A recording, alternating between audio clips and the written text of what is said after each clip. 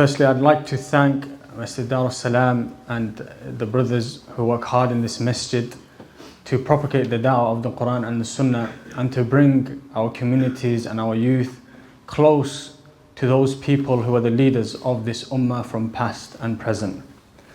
And today, as you've heard by the Ustadh, that we're going to be talking about the noble Imam Abdullah Ibn Mubarak rahimahullah. Now this story or biography is not going to start from the birth of Abdullah Ibn Mubarak, but rather it starts in a garden. And in this garden, my brothers and sisters in Islam, there was a worker and an owner of the garden. So the owner of the garden said to the worker, "Go and bring me a sweet pomegranate or a fruit that was grown inside this garden." So he went and he brought the fruit. The man, the owner of the garden, he ate it and it was sour. So he shouted at him, he said, "I told you to bring me a fruit, you brought me a sour one. Go and bring me a sweet one, a ripe one that's ready." So he went in again and he brought another one. He tasted it once again, it was sour. So he sent him back, he said, "What are you doing? Go bring me a sweet one." So on the third occasion he brought another one and again it was sour. So he said to him, "What is the matter with you? You've been working in this garden for such a long time. Have you not eaten from the fruits of this garden to know which one is sweet and which one is sour?" Because what's natural in a workplace that you work in is that some of the produce you're going to eat, not that you buy it and eat it, but just because you're there. Like for example, if someone works in a restaurant, no doubt he's not going to pay for the food, for eating that. They get together and they eat.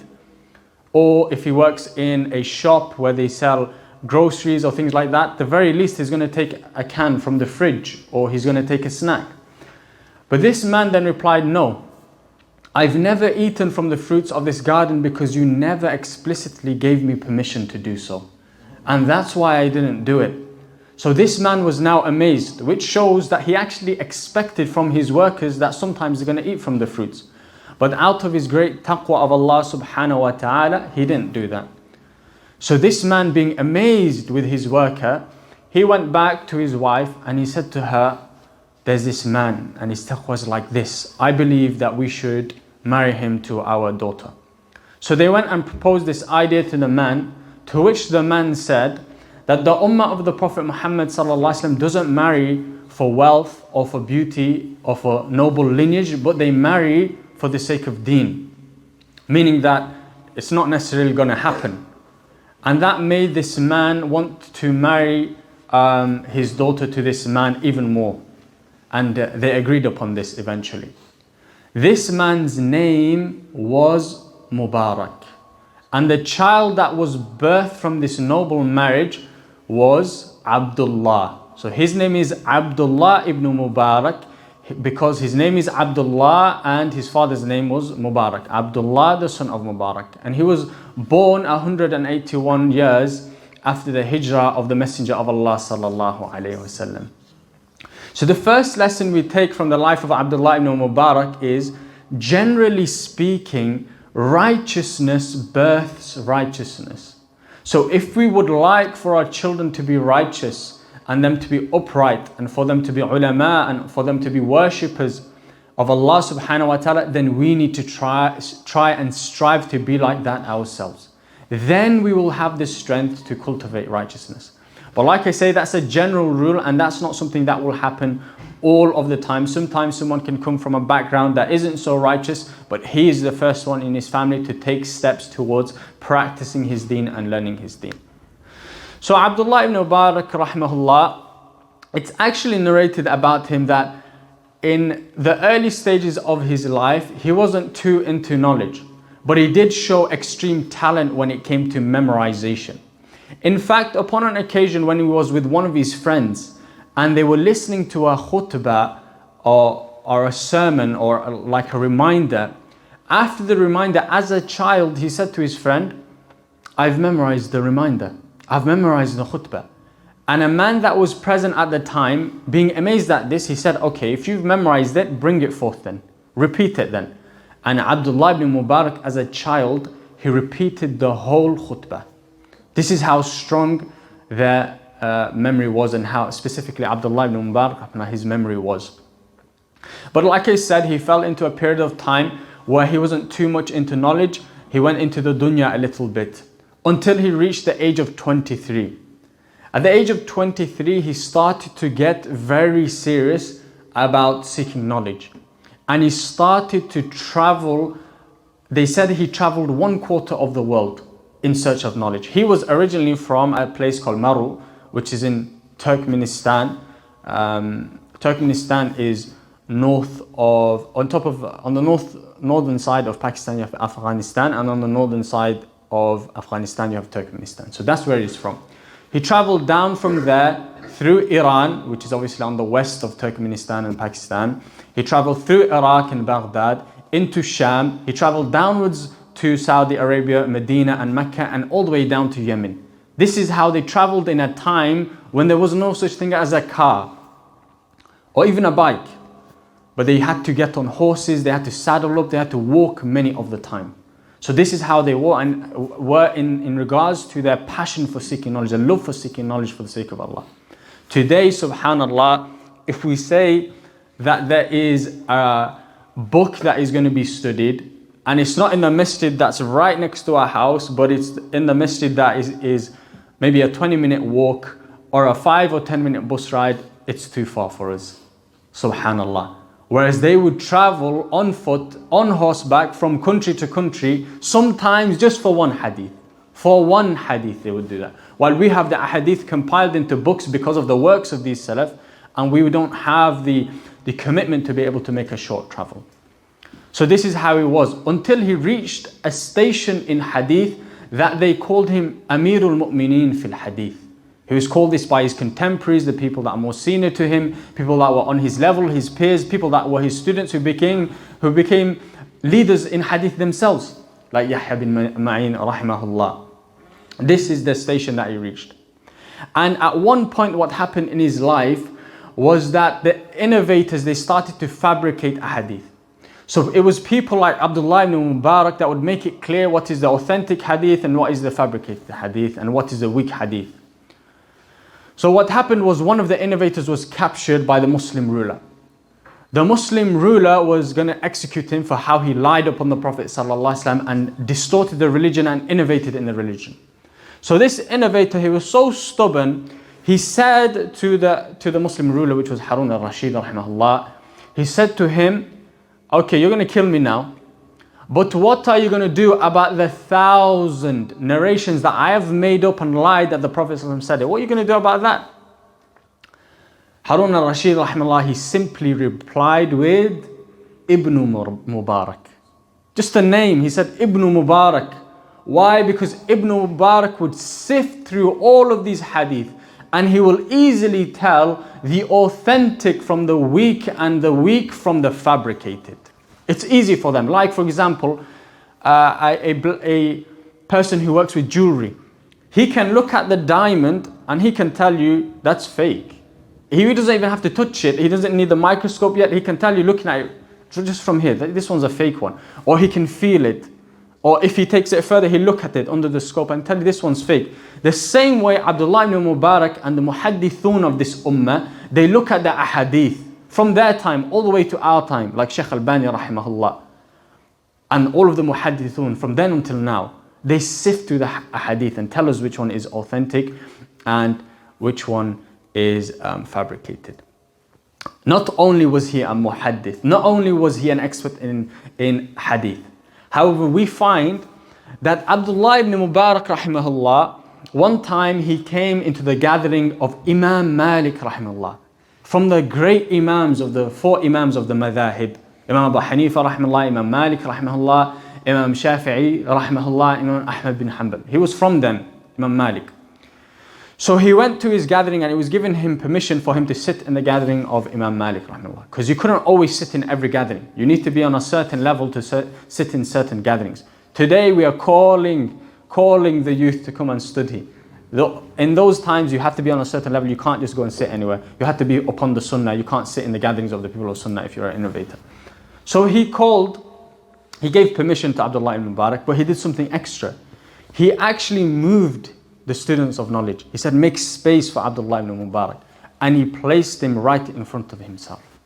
And when the person who was reading from the book, from the students of Imam Malik rahimahullah, was reading from that book and from the ahadith, he would ask Abdullah ibn Mubarak, and he is Imam Malik, and he's asking Abdullah ibn Mubarak, what do you think about such and such a thing?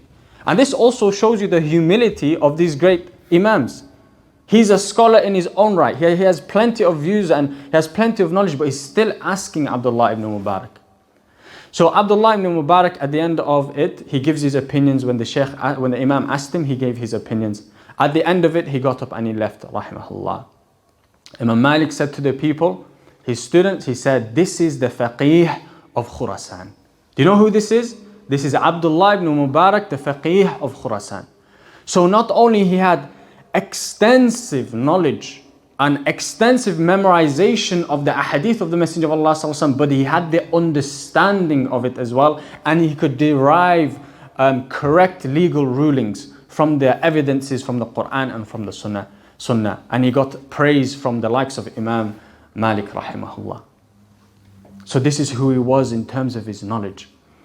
Imam Abdullah ibn Mubarak rahimahullah, it is also noted about him that he was someone who was a wealthy merchant.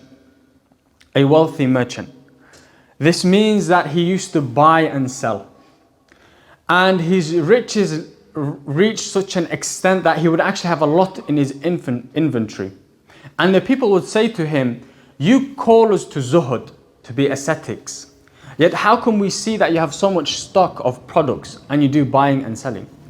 And he replied to them quite simply that I only do this business to honor myself, not to make himself big. When he said honor himself, he meant so that I don't have to beg people, so that I can seek knowledge and I can sustain myself and my family, so that I can spend upon the other students of knowledge. In fact, it's noted that Abdullah ibn Mubarak said to some of the other ulama and some of the students of knowledge, that if it wasn't for me supporting you guys and giving you guys support to study, I would not have done business to this extent. And if you look into his life, he didn't really spend on himself. He would constantly be spending on other people. Like the famous story about him when he went to Hajj. Like I said, he was from this place called Marwa in Turkmenistan, right? And when he was getting ready to do Hajj, many of the people wanted to do Hajj with him from his place. Obviously because he's an alim and they know how he was in regards to his worship and things like that. So they said, let us do Hajj with you. He said, no problem, bring your expenses. Because they saved up money so they could do Hajj, right? So he said, bring your expenses. And he put all the expenses with their names on it and he put it inside a box and he kept it with himself. Then they traveled. They went from Turkmenistan, they traveled through Iran, they went into Baghdad. When they went into Baghdad in Iraq, he spent upon them. He gave them a feast. Got them food, and he clothed them, gave them new clothes. Then when they traveled down south into what is now known as the Kingdom of Saudi Arabia, they went inside Medina, and he said, what did your children ask? What did they want from the delights of Medina? So he fed them and he bought them clothes and he bought them what they wanted, gifts for their families back home. Then they went to Mecca and they fulfilled the rites of Hajj and they did Hajj. And he said to them again, what do your children and your families want from the delights of Mecca? And he spent upon them again and he bought for them again. This is how it was. And then when they went back, he did similar stuff. And when they got back to Maru, he gave them back their wealth. In another occasion, he noticed that one of the students of knowledge that used to seek knowledge with him was missing. And there used to be many of them. When they used to seek knowledge, then the gatherings were thousands. But he noticed one of them that was a good student that he was missing. So he asked, where is he? And then it was made known that this man had been imprisoned because he had a debt that he couldn't pay. He was trying to pay it, he couldn't pay it. He was unable. Things became difficult. So Abdullah ibn Mubarak said, oh, is that what happened? So in secret, he went to the person that the debt is owed to. And the debt was 10,000 dirhams. A huge sum of money. Huge. And he went and he paid it off. And he told that man, don't ever tell anybody that I was the one who paid this off.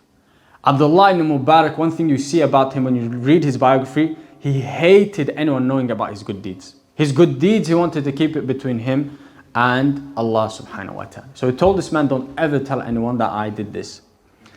Then when the student was set free because his debt has been paid, Abdullah ibn Mubarak, he asked him as if he didn't know. He said, where have you been? And he said, such a thing happened, I had a debt. And he said, so how did you come out then? And he said that some man, he paid it off for me. So he said, if that is the case, then say Alhamdulillah. He didn't say to him, oh, it was me, by the way. So that's how Imam Malik, rahimahullah, was in regards to his amount of wealth that he gained from business. And this is an advice to the brothers, the young brothers, that it's okay and it's good, in fact, to have aspirations in business as long as it is from halal means. And Abdullah ibn Mubarak, he was scared and fearful of a single coin of his being from haram means. And he made sure everything he got, it was from halal. And like we said, he used to spend in the cause of Islam. That's how he was. So have aspirations in business if you want, but make sure it's halal. And look at the type of business he did. Actually trading physical products. Today, everyone wants to get rich by the shortest and quickest means. Forex trading, drop shipping, taking interest-based loans, all of which are haram. These are the ways in which they want to get rich. But people like Abdullah ibn Mubarak, they got rich through hard work. Checking which product is correct, which one's the right one to buy, how to sell it, where to sell it. They used to sell with dignity and with honor. And if you check the lives of the prophets, when Adam alayhi salam, our father, when he was expelled from Jannah, even he had to get involved in agriculture. He's not in Jannah anymore. He had to work. Now, all of the prophets, they worked. The narrations about what their specific jobs were, we can't say if they were authentic or not. But there are narrations that speak about, for example, Idris alayhi salam, him being a tailor. Or, for example, Ibrahim alayhi salam, him selling goods. Or there are things that we know for certain, like Dawood alayhi salam, he was a blacksmith. And that Musa alayhi salam, he had to work in agriculture for 10 years when he made that contract and he got married. So they used to work with their hands. So develop good businesses, hire employees. You'll be contributing to the community. You'd be developing the community, and you can spend in the way of Allah, you can spend towards the masjid, and you can do great things. That's how Abdullah ibn Mubarak, rahimahullah, he was. Furthermore, Abdullah ibn Mubarak, it didn't stop there. What have you mentioned?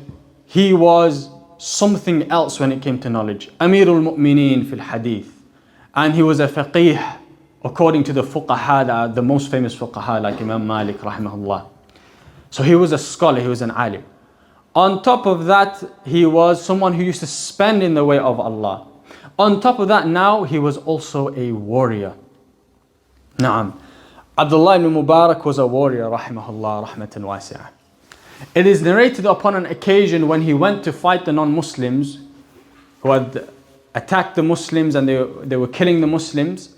What used to happen, my brothers and sisters in Islam, in ancient warfare, is when the two armies used to meet, there used to be a duel at the beginning. They would send their best men for a 1-on-1, or a 2-on-2, or a 3-on-3. And the outcome of that duel would be a big factor on who's going to win.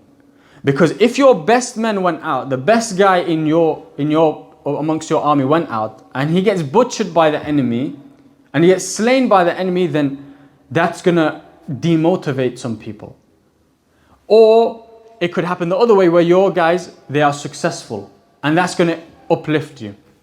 So what happened was, one of the Muslims, he went to face the jeweler from the Romans, and he was martyred. Allah have mercy on him. And then this Roman got riled up. He said, send another one. Send another one. So another one from the Muslims went, and he was also shaheed. This kept going, and the Roman kept increasing in his arrogance. And the Romans behind him in the army, they were full of joy and happiness. And until 6 of the Muslims were martyred like this.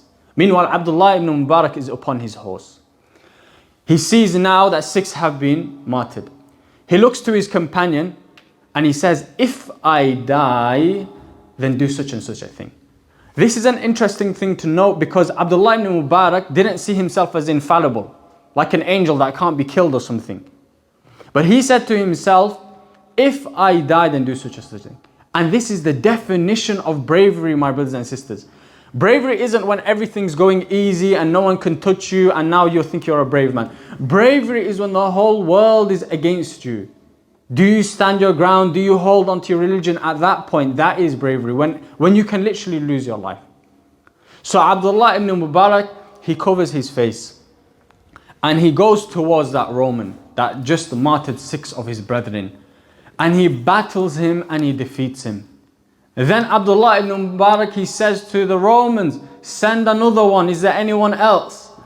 He comes out, he kills him, until he kills another 6 more, making the total for him 7.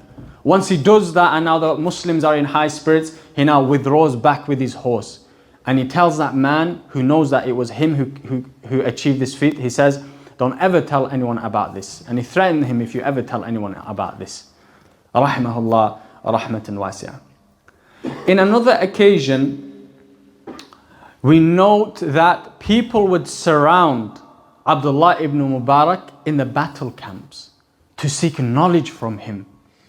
Even in a time of warfare, he used to be engaged in knowledge, teaching people the Quran and teaching people the Sunnah. Because that is always the strength of the Muslims. That has always been their strength. Them holding on to their deen. If you look at any of the Muslim leaders, Umar radiallahu an, Khalid ibn al-Walid, any of the companions, Sa'ad ibn Abi Waqqas radiallahu an, when they used to address the Muslim armies, they always used to tell them, fear your sins more than you fear the enemy. Because that's the only reason the opposition can overcome you. Fear, or rather work on your relationship with Allah subhanahu wa ta'ala. Have taqwa of Allah subhanahu wa ta'ala. This is how they would advise them. And this is what granted them the victory. So Abdullah ibn Mubarak, that's how it would be. And in fact, one occasion, someone in the chain of a hadith, there's Abdullah ibn Mubarak, and after him there's someone else. This man was now narrating the hadith to someone else. So the person he's narrating the hadith to, he said to him, when did you hear this hadith from Abdullah ibn Mubarak? Because it's part of the science of hadith to note down who narrated it, when they narrated it, what was the situation. This is part of the science of hadith. So I asked him, what were you guys doing? He said, we were actually in the midst of battle. Not while fighting, but in the ranks, marching, this sort of thing. And this was the hadith of the Messenger of Allah sallallahu alaihi wasallam when he said, your blessings are with your elders. And what this means, my brothers and sisters, is generally speaking, the blessings are with the elders, when the elders are in charge. So it's important for the youth to always consult their elders, especially the elders in knowledge, that they ask them, what should we do in this situation? What should we do in this time of fitna? They go back to the major scholars whom their beards have become great in seeking knowledge. That's what the Prophet said, the blessing are with the elders. The Muslim Ummah, they are people, the youth respect the elders. It's not like the guys on the street. Every time one of them gets a big chest, he goes through the cycle, biological cycle, now he starts growing a beard. He wants to prove he's the baddest man in the area. He disrespects his elders. The youth from amongst the Muslim Ummah, they lower their heads and they lower their voices in front of their elders. They don't have nothing to prove against their elders. And that's what made them strong. And in turn, the elders, they encourage the youth. Naam, you can do it. You should try and do this stuff. You should go ahead, you should call to Allah. And they strengthen them and they make dua for them and they are merciful towards them. That's how these dynamics are what made the Muslim Ummah what they are. And if we turn away from these dynamics, then we'll lose those great qualities that we had. Anyway, the point was that Abdullah ibn Mubarak, he was also a warrior. More than that, also Abdullah ibn Mubarak rahimahullah, he was also a person of taqwa, a person who was an abid, a person who used to worship Allah subhanahu wa ta'ala. In fact, in one occasion, during the nights in the battle camps, his companion who was sleeping with his spear to his side, he was sleeping on his spear, or clutching his spear rather, he wanted to see what does Abdullah ibn Mubarak do during the nights. So he pretended to be asleep and he was watching Abdullah ibn Mubarak. Abdullah ibn Mubarak, he began to pray the night prayer, long night prayer, and he was watching him. And then Fajr time came, Abdullah ibn Mubarak started waking everybody up for Fajr. And then he came to this man. I believe this man's name was Muhammad. So he told Muhammad to get up. Ya Muhammad, get up, it's time for Fajr. This man revealed to him that actually he wasn't asleep. And he saw what, and then Abdullah ibn Mubarak knew why. He wanted to see his worship at night. And he became so angry at this man, and he never spent on that man again. Because like I mentioned before, he was worried about people seeing his deeds. He wanted his deeds to be for Allah subhanahu wa ta'ala alone. And this sort of thing is what we are in need of, my brothers and sisters in Islam. In fact, upon an occasion, Abdullah ibn Mubarak, who traveled from Marwa in Turkmenistan, down through Iran, down through Iraq, all the way to Sham, which is Syria and Palestine and these lands, to seek knowledge. At that point, something happened to his pen. So he had to borrow a pen from the person next to him. So he borrowed that pen from him. And then he forgot that he borrowed it from him. He took it all the way back to Marwa. Obviously, this is a journey of many months. He's not just catching a train or catching a plane. He's traveling, and each time he has to stop, regain his energy in different countries. He's made it back to Marwa. He's realized, subhanAllah, he's brought the pen. And the pen isn't something, no matter even in those times, in this time, that's something that is a lot of money you need to spend on it. They didn't write with the pens we have. They used to write with different sort of pens that were made out of wood sometimes. Used to dip it in ink, this sort of thing. But because he didn't have permission to take it and he only borrowed it, he saddled his horse back up and he returned all the way back to Sham to give it him. What was it that caused him to be like that? Only a person that truly worships Allah as if he can see Allah would do such an action. The level of ihsan that Abdullah ibn Mubarak rahimahullah he reached. And this is what we really need to take a knowledge of. Today we find, alhamdulillah, and we praise Allah for this, actually a lot of youth are interested in seeking knowledge now. They do want, there is an Islamic awakening in the academic side of things. But this academic awakening where we're starting to study Quran, we're starting to study the Arabic language, starting to study Hadith, we start to remind ourselves of these great of these Imams. It needs to go deeper now. It needs to go into our flesh, into our bones, into our blood, so that we start to worship Allah subhanahu wa ta'ala in this manner and start to have this taqwa of Allah subhanahu wa ta'ala, like these great Imams. And that's why Allah subhanahu wa ta'ala honored them. It's not just knowledge that they had inside their books, it was knowledge they had in their hearts that affected their limbs and caused them to behave in this manner. Imam Abdullah Ibn Mubarak rahimahullah, he passed away coming back from battle. Now, he was at this age, he was 63. Subhanallah, coming back from battle at the age of 63. But the Muslims are used to this because the Prophet Muhammad sallallahu alaihi wasallam, he received prophethood when he was 40. And he went through most of the battles from the age of 50 onwards. Sallallahu alaihi wasallam. Many battles, many forms of oppression. The companions with him, like for example Abu Bakr was similar age. Many of them very old. They partook in battles, they partook in seeking knowledge. And that's how they were. Obviously Umar radiallahu anhu was much younger than them. Not that much younger, but he was younger than them. But he's still old. When they were 50, he was 40. When they were 60, or when the Prophet ﷺ passed away, he became, he was an old man when he was the ruler of the Muslims, Umar radiallahu anhu. So anyway, Abdullah ibn Mubarak rahimahullah, he's now dying. The man who is next to him, he's coming, but they're in the middle of nowhere, no one's with them. And Abdullah ibn Mubarak is dying. His friend, his companion is called Nasr. He starts to cry. He says to him, why are you crying? He says, you are Abdullah ibn Mubarak. And he recalls in his mind all these great things about Abdullah ibn Mubarak. You're the one who fought in so many battles. You're the one who has so many students. You're the one who was so wealthy. Now you have no money. I imagine he spent it on the cause of Allah and spent it on supporting the students. That's what all he used to spend on anyway. Now nobody's around you. Your students are around you. You're dying in the middle of nowhere. That's why I'm crying. Abdullah ibn Mubarak said, don't cry because I made dua for this. I made dua for this. I made dua to Allah that allows me to live while having sufficient means so that I can spend on the students on knowledge, spend in the way of Allah. And I asked him to allow me to die as a poor person. And he said, turn my face towards the ground, into the dirt, into the dust, so Allah can see me in a small state. and so that Allah can have mercy on me. This is a man that came with the deeds that I've mentioned. Did we miss anything out? He combined between charity and standing in the night, and he used to be from those who used to fast. He used to pray.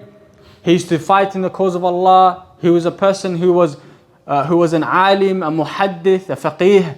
He's scared. He's saying, I want Allah to have mercy on me. Turn my face to the ground so I can look pitiful in front of Allah subhanahu wa ta'ala. Rahimahullah rahmatan wasi'ah. So this is the small and very short biography that I mentioned about Abdullah Ibn Mubarak rahimahullah. اللهم حرر فلسطين والمسجد الأقصى من كيد المعتدين وكن يا الله عونا لإخواننا في فلسطين. اللهم ارزق أهل فلسطين الثبات والنصر والتمكيد وبارك في إيمانهم وصبرهم. اللهم إنا نسألك باسمك القهار أن تقهر من قهر إخواننا في فلسطين ونسألك أن تنصرهم على القوم المجرمين. We ask Allah subhanahu wa ta'ala to bless and support the Muslims wherever they are, and to shake the enemies of Islam and to humiliate them. We ask Allah subhanahu wa ta'ala to give us and our youth the tawfiq and the ability to turn back to the religion in the way that Allah subhanahu wa ta'ala wants from us. And we ask Allah subhanahu wa ta'ala to take us swiftly towards His promise. Wa sallallahu ala nabi.